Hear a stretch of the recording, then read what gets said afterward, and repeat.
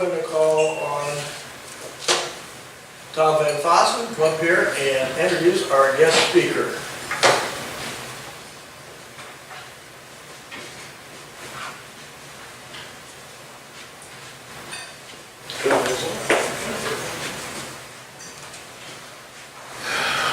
Thank you, Bill. By the way, good to have you back. Thank you. Appreciate it. And I appreciate the nursing that you did to get back here. Before going any further and introduce our speaker, I do want to mention that his son is also here with him today. His name is Elliot Battles. And like all the members of his family, you'll find out they're all members of the SAR right here in Dallas. Dr. James Battles is the immediate past president of the Society of the Mayflower Descendants in the state of Maryland. He's the commander of the newly formed Mayflower Guard of the General Society of Mayflower Descendants. He is a member of the Sons of the American Revolution and has been a member of the Maryland SAR Color Guard. Jim, as he likes to be called, is a native of Ohio. He attended Miami University in Oxford, Ohio, coincidentally when I was there. And then he graduated with a major in history and political science and naval science. Upon graduating, he was commissioned as an ensign in the U.S. Navy and served 4 years on active duty in Vietnam and continued in the Naval Reserve, retiring as a captain in 2004. Jim earned his Ph.D. at Ohio State University and pursued a career in medical education. Dr. Battles recently retired from the Agency for Healthcare Research and Quality, where his specialty was patient safety and medical error. So in case you have a problem, he has a passion for history and especially family history. He has published several genealogy articles related to his Pilgrim heritage, 4 books on his family history.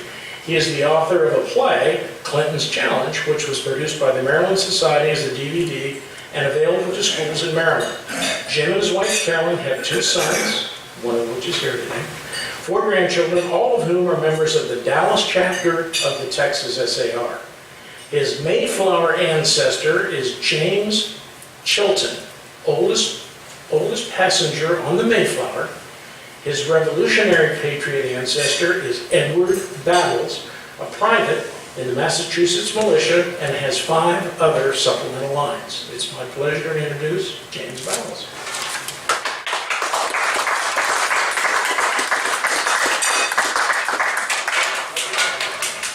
Good morning. Good morning. Good morning.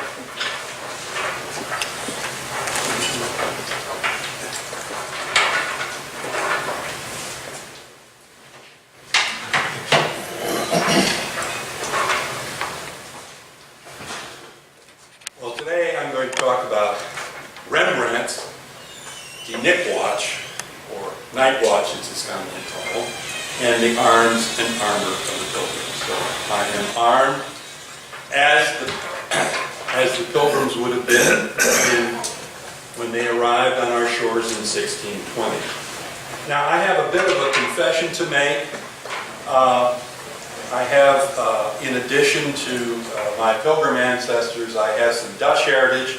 My 9th great-grandfather was the Reverend Dominee Edvardus Bogardus, the first permanent minister of the Dutch Reformed Church in New Amsterdam.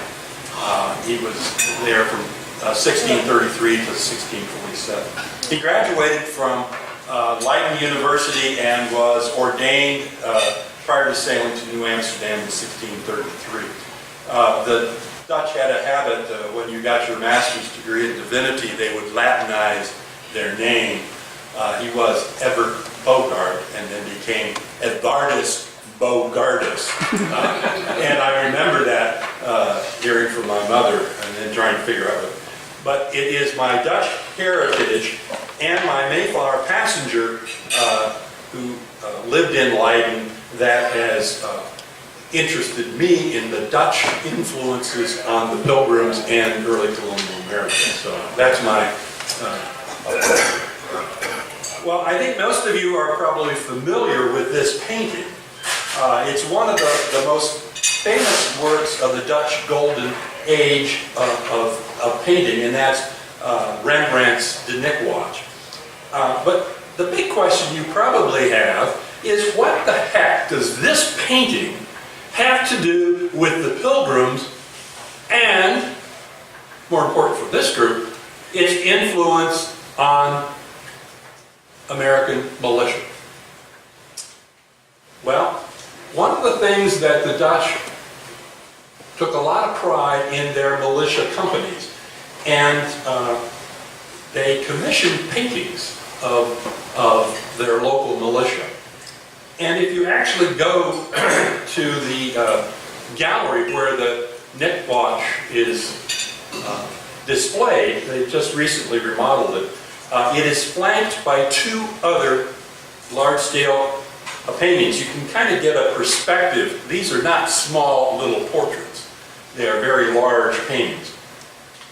So it's flanked by two others, the Mirage Company by Frans Hals and the Militia Company under the command of Rolf Bicker by Vanderhype are on either side of that, and you can see.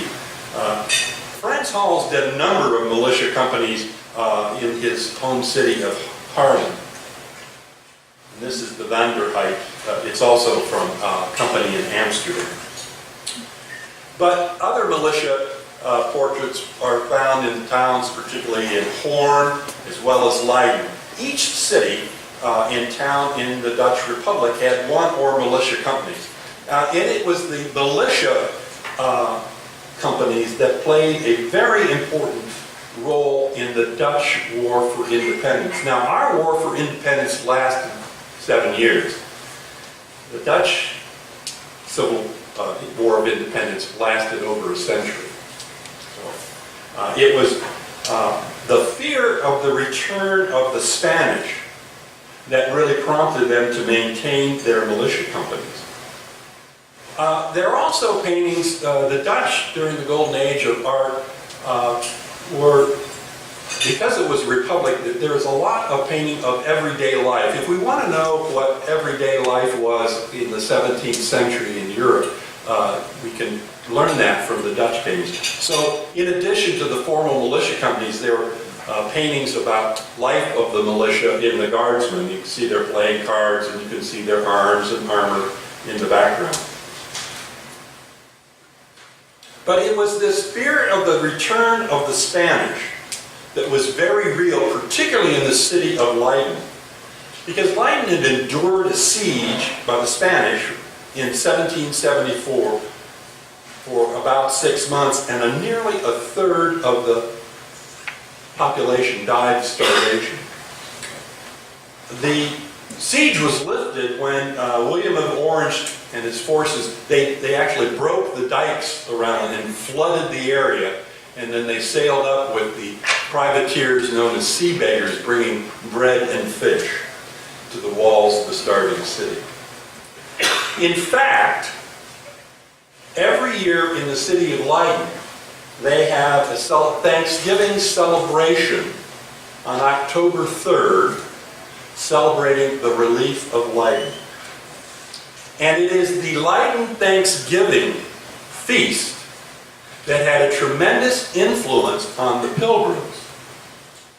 Now, so that our Thanksgiving feast and ceremony really traces its roots in part to Leiden. Now, that's a whole other subject, and if you're interested in it, you can read my article in the Mayflower Portal. But as some of you may know, a number of separatists had been thrown out of England. For example, my ancestor James Chilton's wife was actually excommunicated from the church in 1609, and they had to flee. They were literally harassed out of the country. So they had come to Leiden, and because all citizens in Leiden aged 16 to 60 were encouraged, or required, to join one of the militia companies, all the members of the Leiden congregation served in one or more of the companies, militia companies in Leiden. So they were all familiar with militia actors. Now, in Leiden, you know, these were not professional soldiers. They, like everybody else, they were tradesmen, they were weavers, James Chilton was a tailor, pipe makers, others. They needed to be trained in the arts and armor of the time. Well, the Captain General of the Dutch forces was Prince Maurice of Nassau. And he was concerned about standardization of the training and the use of arms by the various militia, and he had a lot of mercenary soldiers from other places. So he believed in standardization of arms.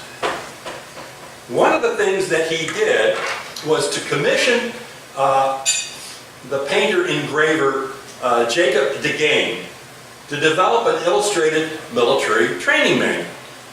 Now, because literacy was somewhat variable, an illustrated manual was probably a really good idea. And so in 1609, the publication of, in its English translation, is the Exercise of Arms. You may have seen it. You can actually get sort of modern copies of it. I actually have a PDF of an original one. So it's known in English as the Exercise of Arms. And then quickly, this work spread throughout Europe. And it became the standard sort of warfare manual for all of the 17th century, including the 30 Years' War on the continent, the English Civil War, and today it serves as a marvelous training manual for reenactors. So we can find from the illustrations the various manual of arms. So in this case, you can see this is shoulder arms. Notice the helmet. And that's a caboset helmet. That's what I'm wearing here. It was most popular. And notice, the sword. And everyone carried a musket or a pike. Now, the ammunition that was carried in the bandolier strap, and they had little wooden bottles that carried just enough for one shot. So your 80 grains of powder would go in here, and then you had a little pouch that contained your ball. And there were 12 of them, so you had 12 apostles. Interesting. And you also had pikemen. In addition to the musketeers, there were armed infantrymen carrying large pole arms of pikes. And pikemen would be armed because they were out in front of the musketeers.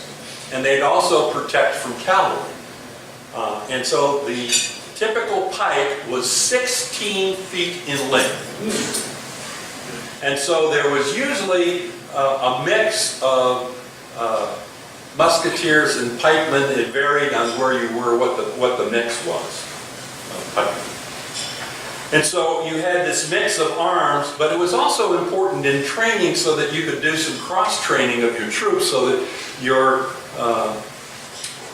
troops could know how to handle pikes as well as muskets. It would be very useful. And probably it would be a good idea to be trained in the use of swords, because everybody was armed. Whether you were a pikeman or a musketeer, you had a sword.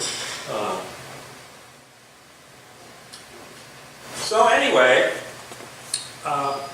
everyone in the Leiden congregation, which was about half the passengers, had military training. So when they decided, for a variety of reasons, that they could no longer live in Leiden and seek out another place, they had to begin to prepare for your journey. Now, since everybody had some degree of training, one of the things that you probably would want to have is a military advisor, somebody who could continue the training and knew what they were doing to help folks, and you might have other people. But you would want to make sure that everybody brought their arms and armor, because everybody would have had their own arms and armor. You were expected to have them. So everybody had pikes, swords, musket, and pikemen's armor. And this is, by the way, the pikemen's armor. Now, one of the things that there was communication, because you may or may not know that the Mayflower, their destination of where the Pilgrims were planning to go, was the northern parts of Virginia. Northern Virginia, and that's not the suburbs of Washington, D.C. Northern Virginia was the mouth of the Hudson's River. So that's where they were planning to go. And they had their charter from the Virginia Company. Now, there was some communication between the planners for the Mayflower and lessons from Jamestown. Now, one of the lessons that was learned very early in Jamestown was that a number of soldiers, musketeers, were killed by Indian arrows. And by the way, the Indian arrow wasn't flint, it was brass tip. And so in 1711, Sir Thomas Dale ordered that all men wear plate armor. Now in Europe, the only people who wore plate armor were the pikemen. So what you had in Jamestown, and that lesson was learned by the Pilgrims, you had armed musketeers. And by the way, if you were armed in the 17th century, that didn't mean you had a musket. No, that means you were wearing armor. To be armed meant wear armor. So, now we know what the militia and folks on the Mayflower had. Because on Monday, the 13th of November, 1620, this was shortly after they arrived, 16 men were sent out, every man with his musket, his sword, corselet, and corselet's what they're referring to as the armor, under the conduct of Captain Miles Standish, upon whom was adjoined for counsel and advice by William Bradford, Stephen Hopkins, and Edward Tilley. So, Bradford and Tilley were part of the Leiden congregation and would have been part of the militia. Stephen Hopkins was the only passenger on the Mayflower who had been to the New World. He'd been in Jamestown and others and had dealt with that, so that's one reason he was providing advice. So when the Mayflower arrived in 1620, in November of 1620, there were 45 men of military age to serve in the Plymouth militia. Now, the mix of passengers was about equal of members from the Leiden congregation in the Netherlands and an equal number of what were referred to by the Leiden congregation as strangers, because they were not known to them. They referred to them as saints because they had signed a covenant to live together in a Christian community. It doesn't mean they were beatified saints, but so you had saints and strangers. So if you're tracing your Mayflower ancestry, you're either a stranger or a saint. You can fill in the blanks on that. Well, as you may know, there was a tremendous mortality rate of about 50% of the population that first winter. By mid-February 1621, there are only 23 men fit for military service. So they had more arms and armor than they had people to wear it. Now on February 16th, 1621, a large number of Native Americans were spotted near their settlement. And this caused, because they had had some encounters on Cape Cod with Native Americans, but they really had seen any in the area. They knew they were there. And this caused a great deal of concern to the leaders of the colony because they discovered that their arms and armor were a little bit rusty and in disrepair. And so changes were needed. So on February 17th, you spot the Native American contingents, which was fairly significant, probably greater than your numbers. They decided that they needed to fix up and they needed to establish sort of military order. Because while Miles Standish had been sort of de facto captain, he really had no sort of formal authority in that role. Now, the tradition in the Netherlands was that you elected your officers. So, on February 17th, a meeting was called to establish the military order. Now, the government structure for the colony was established by the Mayflower Compact, signed on November 11th, but it said nothing about military organization. So they needed to formally establish the militia, and Miles Standish was elected as captain and given the authority over military affairs. So you had a governor, and now you had a formally elected commander of the militia forces. And Miles Standish served in that capacity throughout the remainder of his life. So on February 17th, 1621, we call Establishment Day. Now, for those of you who study the military history, what's the real birth date of the National Guard? Now, the Army historians have declared that the establishment of the National Guard occurred on December 13th, 1636, with the passage of the Militia Act by the Massachusetts Bay Colony. However, if you're a Mayflower descendant, you go, no. It really was February 17th, 1621.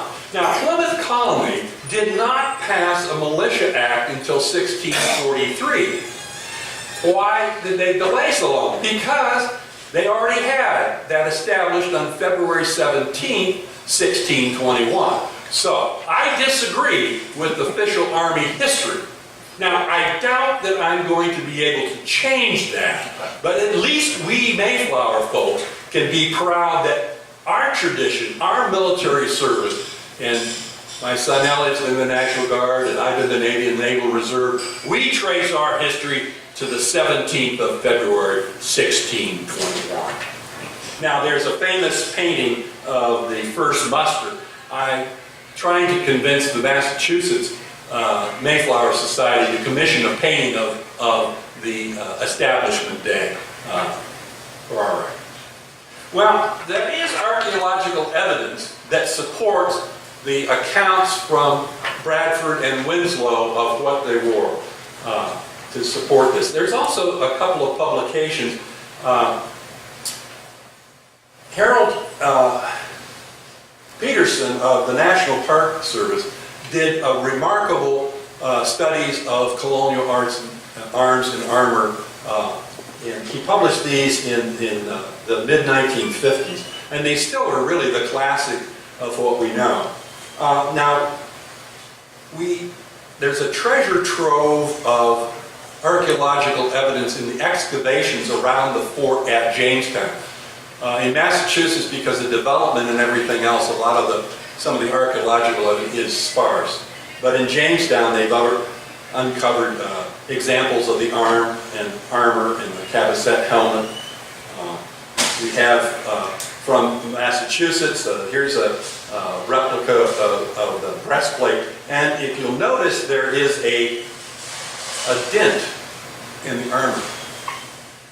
Now that was a proof that your armor could withstand a musket ball. So as you developed your armor, you take a musket out and shoot at it.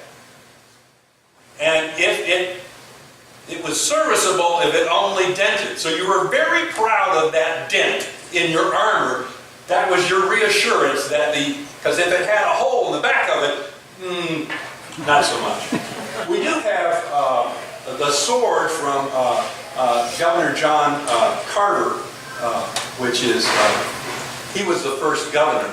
And so this is probably the most accurate of what the swords would have been like. Now I'm wearing a reproduction. This is a half basket hanger sword, which would have been perfect if you were wearing your armor. The longer sword would have gotten in your way. The cutting sword was really practical for the New World. But the helmet and other things are well traveled. Some of you may know I took a cruise this past spring through Asia and Australia, and when I was in Macau, in their history museum, there was a cabesset helmet. It looked just like mine. So these helmets were well traveled from the early Spanish, early Portuguese, at least others. So the typical arms and armor were a matchlock musket, the bandolier, 12 apostles, a sword or a rapier, pikeman's armor, cabesset helmet, and a pikeman's pike. Now, one of the things on the pikeman's pike they learned from Jamestown, a 16-foot pike running around the woods in North America was not very practical. So they reduced the size of the pike to 10 to 12 feet. Now, one of my challenges is if I'm trying to get arms and armor for the Pilgrims and use pikes, and you want to have people travel with them, traveling with even a 10-foot pike, so I've got to figure out how to make portable pikes you might be able to actually get on an airplane with. Now, one of the things that Peterson talks about, we think of bright, shiny armor, right? The knight in shining armor. Well, you didn't want bright, shiny armor. Because what happens to bright, shiny armor if you go out in the weather? It's going to rust. And trying to maintain that. So all of the arms and armor was generally blackened or blue. So it wouldn't emit bright and shiny. So one of the challenges, of course, I had to learn how to blacken armor. So you can see on the one side, here's the bright shiny armor that came out of the box from the supplier from England. And there's some companies in the US.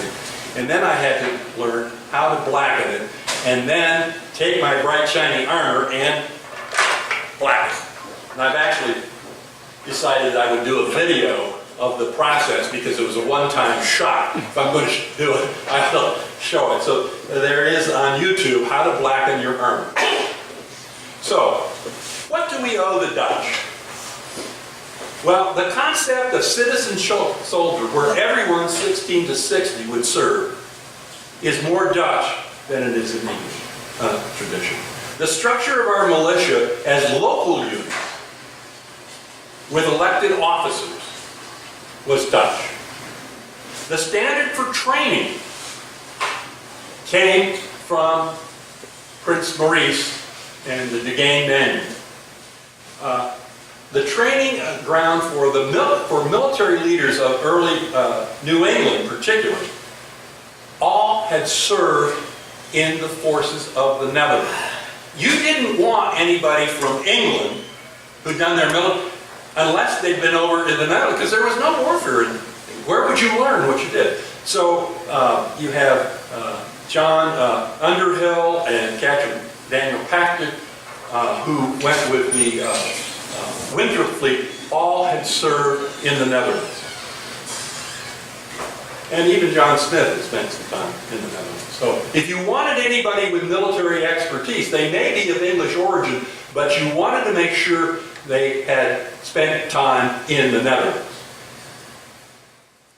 Now we also have the tradition of the English trained bands.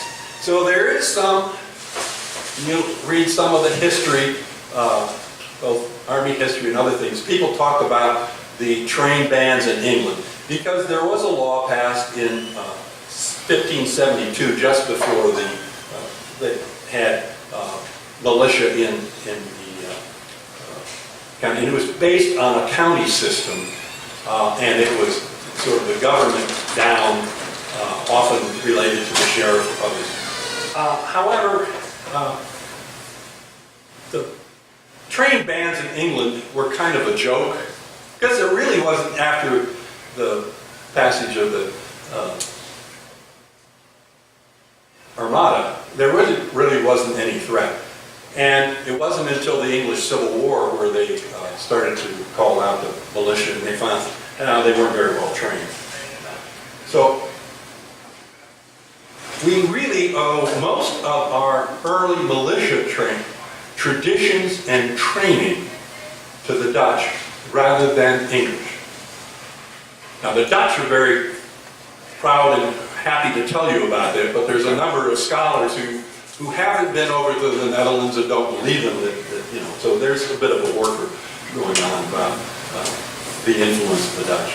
And I warned you of my Dutch connection. So, much of what we know, and some who have written about the work of the Minutemen, Galvin's book on the Minutemen credits this Dutch tradition a little bit. So a lot of what we have of our militia companies, particularly in New England, really was heavily influenced by the Dutch. Now, I owe either a curse or credit for activities of the Mayflower Guard, because we have in the SAR quite a tradition of the color guard and living history here in the chapter, and I was in the SAR. Here's a picture of me. This is outside the stone house where the Battle of Brooklyn, and for those of you who are from Maryland know there's the Maryland 400 that basically blocked, protected Washington's retreat out of Brooklyn, and they were big heroes. And we would do events, grave markings, other kinds of stuff, and this is one where I'm marching by. In the front is the old guard fife and drum corps. It's really kind of cool to march behind the fife and drum corps of the U.S. Army. It's pretty kind of fun. So, in part, that was my experience. So, the challenge we had within, or at least I thought, within the Mayflower Society, we didn't have a color guard. So we would have events, our National Congress and our boards of assistants, we'd get somebody from the local SAR, maybe a Civil War reenactment group to do the colors. Well, I made the mistake when the Governor General at the time was visiting Maryland, and we were out to dinner in Reynolds Tavern, which is a colonial tavern in Annapolis, and I said to Lee Filson, you know, we really ought to have a color guard that represents the arms and armor of the Pilgrims. And she goes, Jim, that's a great idea. Why don't you organize it? So, I am now the national commander of the next, and as of September when we created, I'm an N of 1, but I think I've got us up to about an N of 10 for our next meeting. Now, the other thing that we face as pilgrims is a huge image problem. What we typically see in the art that came out of the mid-19th century and early 20th century is kind of represented in this sort of cartoon. Black hats, big buckles, and blunderbusses. So as one pilgrim historian says in our images, no buckles, no black, no blunderbusses. So we need to start dressing as the pilgrims did in colors, no black, etc.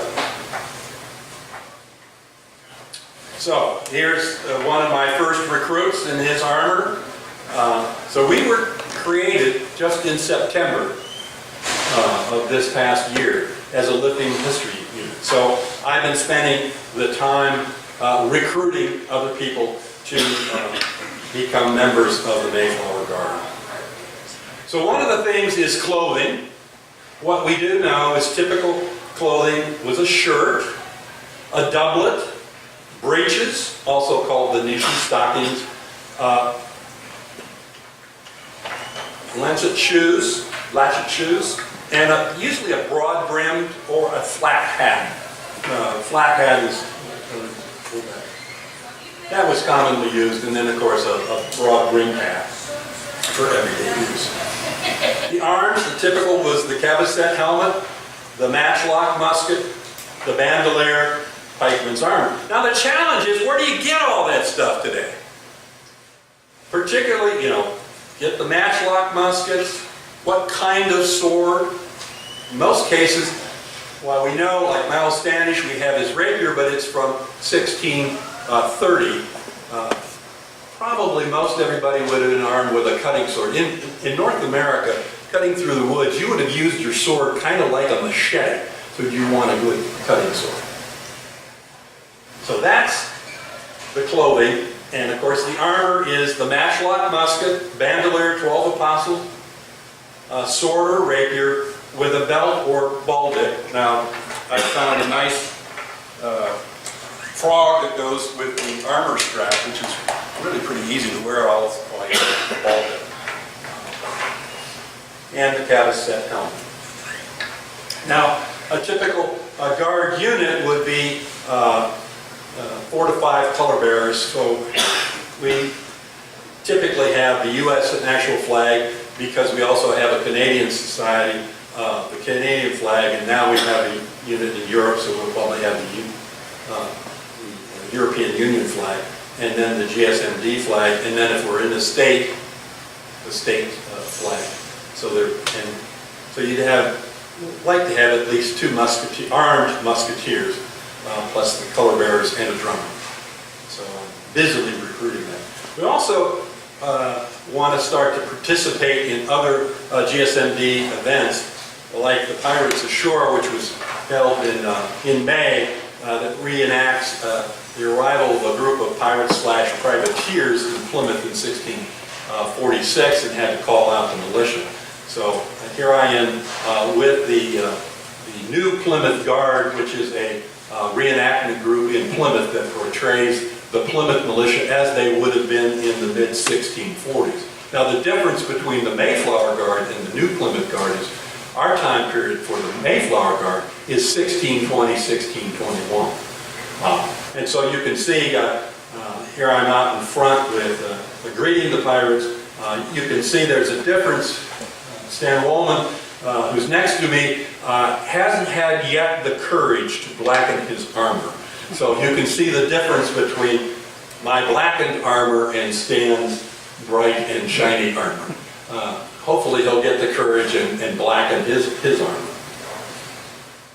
So as we approach the 400th anniversary of the landing of Mayflower in 2020, we're really going to have to ramp up and do more recruiting.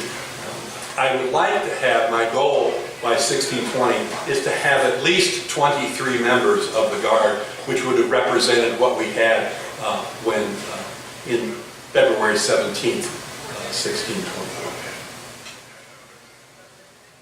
So, any questions? Other issues that you'd like to ask? Yes? Yes, the breast armor and the armor on your head. Yes. Would they stop a musket ball, or is it for a glancing shot? And would it stop an arrow? First answer is, that's why I showed you the proofing. It would have stopped a musket ball. Direct shot. Direct shot. Because generally speaking, the armorer, whoever produced it, would have tested it and fired a musket at it, and you would have been very proud of that dent in your armor. Question number 2, yes, it would have stopped a brass-tipped era. Okay. Because both in Jamestown and in New England, most of the arrows fired at the early settlers were brass tipped. Because the Indians were trading, they take the brass kettles and thing and melt them down and make brass tipped, which is something we don't normally assume. We assume there would have been flint. They would have used that for some of the hunting, but they did use it. So yes, and it was because of the Jamestown experience that you have in the militia in the early colonial period, you had armed musketeers. That was not true in Europe, either during the 30 Years' War or the English Civil War. Musketeers were not armed. And so, you know, you have the French musketeer, the three musketeers, and they're running around with their rapiers. A rapier was all right if you were a musketeer, because you were protected by the armed pikemen. But if you were in the New World, a rapier would be absolutely worthless, because you're not going to engage in sword fighting with the Native Americans, because they didn't have sword. And you needed it as a machete to cut through. What about the helmet? The helmet would have, yes. It would stop it, Yes. first of all? Yeah, and it's like, well, it's like the armed helmets we wear today, very much so, so that the armed helmet has a long tradition, still used, generally speaking. That's why it's a bit conical, because if it hit up here, you'd be okay. So they often continued to wear helmets long after they gave up the breast. Now, one thing to notice, and if I walk around a little bit, I make a little bit of noise. Are you likely to sneak up on a Native American wearing your arms and armor? Not likely. You mostly used your musket and other things to scare them. And that worked pretty well. Although Native Americans, if they got a hold of armor, would use it. Yes? Well, I can see blackening your armor helmet. How do you blacken your body armor? Where would you do that at? Because your oven's not big enough. Oh, I chose for variety. There's two kinds of techniques. One is kind of put linseed oil and take a torch to the back of the armor. Okay. And the other is to use the chemical bluing, like you do for rifle barrels. I chose to do the chemical bluing. For a variety of reasons, didn't want to use the torch and the blacking method.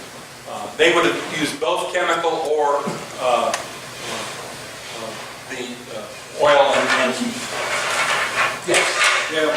Did they ever consider wrapping the apostles in cotton? You know, I don't know. Seems like if they did want to keep the noise down, that would muffle it. Now, one of the things that did happen, beginning in the 1640s, 1630s, they began to replace the body armor with buff coats, or a heavy leather coat. And so by the time of King Philip's War in the 1670s, almost nobody was wearing plate armor. But they did throughout till the 1640s. But yeah, it would have. And some expeditions, they may or may not have taken their armor. Now, one of the things we do know, when they had their first encounter with the Native Americans, a couple of things were quite obvious. One, they had taken their armor off and they were camping, having their breakfast. And one of the problems was get your armor on, and oh, by the way, your fire had to be re-stoked so you could light your match. Now, there were some flintlock muskets. We know that Miles Standish had a flintlock called a snap-ace. And he was able to get off a couple of shots where everybody else was lighting their match. So, in North America, the adoption of flintlock weapons occurred more rapidly than it did in Europe. But they were expensive. Now we know that there is a wheel-lock musket that is attributed to John Alden that's in the NRA museum. Now, what little I know of is if that weapon came over on the Mayflower, it wouldn't have belonged to John Alden, the Cooper. He was a crew member. It is more likely and highly probable if it came over on the Mayflower, it belonged to William Mullen, who was a stranger, fairly wealthy. He was an investor. Now he came over with his wife and two of his children, Priscilla Mullen and Jacob. The entire Mullen family died in that first winter except for Priscilla. So my contention is if that wheel-lock weapon came over on the Mayflower, it really should be Priscilla's weapon, not John's. Yes? How much does the armor weigh about? You know, I haven't really weighed it. It's probably 20-some pounds. Okay. Light. 20. You feel it. So if you go marching around any particular time, you're gonna notice. One of the things I'm thinking about is getting some padding across the shoulder, which they may have had in some wool. Yeah. Yes. Does New Amsterdam have a similar militia history? Yes, in part. The difference in New Amsterdam was that the New Amsterdam was a company town. It was owned and operated by the Dutch West Indies Company, and they hired Dutch Marines that were employees of the Dutch West India Company.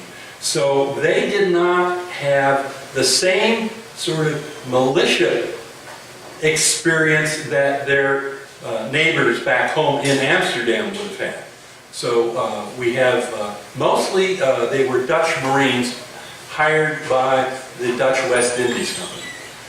And in Jamestown, the first militia were actually hired militia. And it was only later that they began to recruit everybody as part of the militia. But from the get-go in New England, everybody who arrived, if you were a male, you were part of the militia. Well, thank you very much.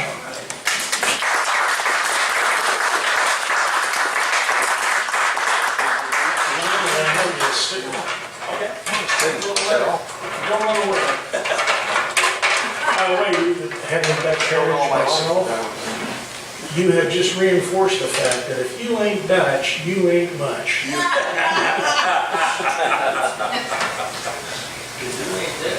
much.